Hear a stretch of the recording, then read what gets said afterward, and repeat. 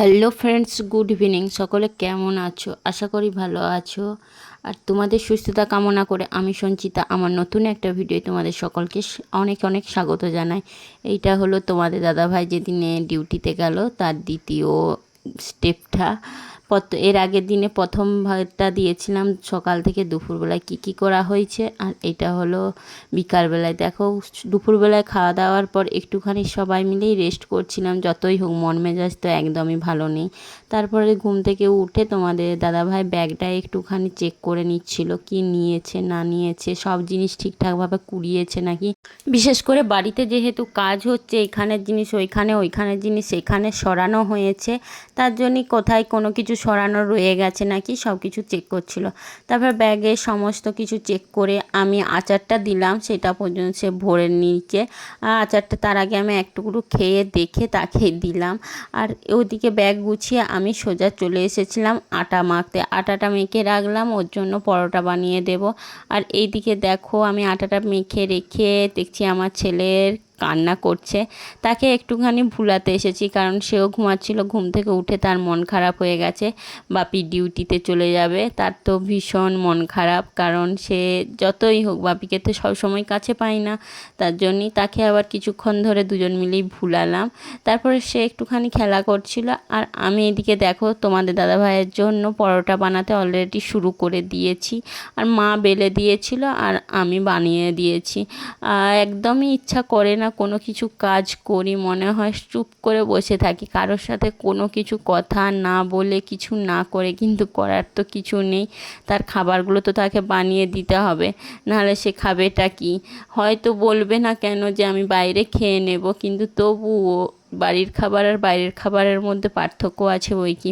ওদিকে পরোটা বানিয়ে দিচ্ছিলাম তারপর দিনে সকালে খাওয়ার জন্য। আর এইটা বানাচ্ছি, ভাতটাকে একটু ফ্রাই করে নিচ্ছে আর কি, জিরে আর অল্প তেল হলুদ দিয়ে। কারণ এখন অন্য কোনো কিছু বানিয়ে দিতে গেলে সবজি টবজি এত পরিমাণ গরম, খারাপ হয়ে যেতে পারে।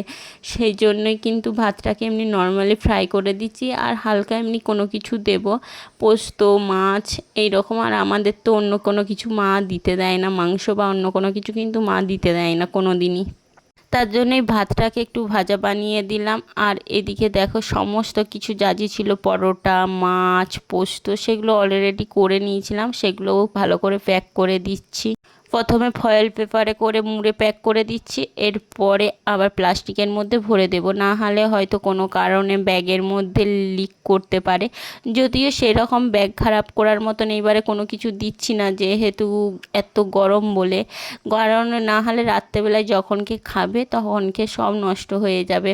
আমি খাবার টাবার প্যাক করে তার সমস্ত কিছু রেডি করে রেখে দিয়েছি। আর এদিকে দেখো তোমাদের দাদাভাই একটু আগে এসে নিজের ওপরটাকে দেখছে, মানে কেমন কি হয়েছে না হয়েছে, চারদিকটা ঘুরে ঘুরে দেখছে। আর আমাকে বলছে সমস্ত কিছু কিন্তু ঠিক করে নজর রাখবে, কারণ কোনখানে কি হচ্ছে না হচ্ছে, কোনখানটা বাদ চলে যাচ্ছে, এরকম সমস্ত কিছু কিন্তু নিজে নজর রাখবে, কারণ নিজের ঘর নিজেকে তো নজর রাখতেই হবে।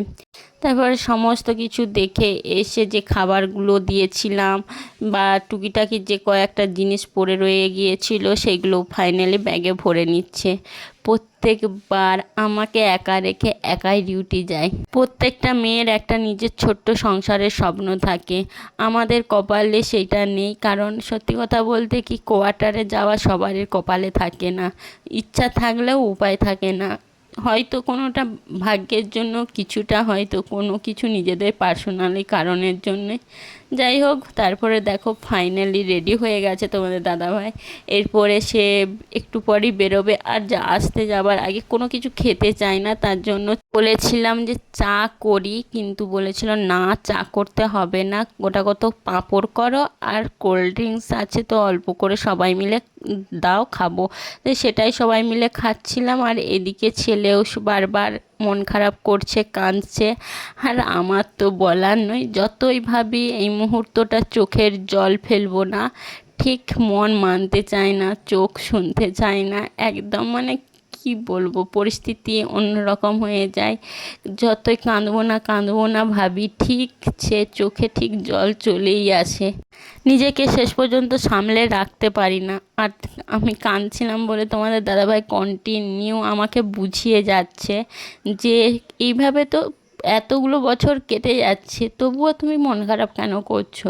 আমি যে যতই হোক, আছে যত বছর এখনও চাকরি আছে, ঠিক তো আমার এইভাবেই মন খারাপ করবে, যতই বুঝাও যাই করো, কারণ মন তো আর মানতে চাই না। আমাকে তার জন্যে বুঝাচ্ছিল যে মন খারাপ করো না, অনেক কিছু দায়িত্ব আছে নিজের ওপরে, সমস্ত কিছু মাথা ঠান্ডা করে পালন করবে, কারণ তোমার হুঁকোতি মাথা গরম হয়ে যায়। তো সব সময় নিজের মাথাকে ঠান্ডা রাখবে, দিয়ে ভালোভাবে সমস্ত দায়িত্ব পালন করবে, দেখবে তুমি সব পারবে, মন খারাপ করো না। কোন আমাকে বুঝাচ্ছিল, কি আর করব, তবুও মন মানতে চাইছিল না। যাই হোক, আজকের ভিডিওটা এই পর্যন্তই। আর ভয়েসটা ঠিকঠাকভাবে দিতেও পারছি না। সকলে ভালো থেকো, সুস্থ থেকো, লাইক কমেন্ট শেয়ার সাবস্ক্রাইব করে দিও। ইউটিউব থেকে দেখে থাকলে আর ফেসবুক থেকে দেখে থাকলে কিন্তু ফলো করে দিও। চলো সকলকে টাটা।